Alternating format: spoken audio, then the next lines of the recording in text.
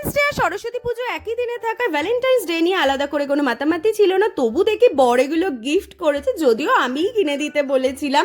আর chocolate day উপলক্ষে পুকুর মানি ওকে চকলেটটা পাঠিয়েছিল, যেটা পেয়ে ওর তো খুশির কোনো সীমানা ছিল না।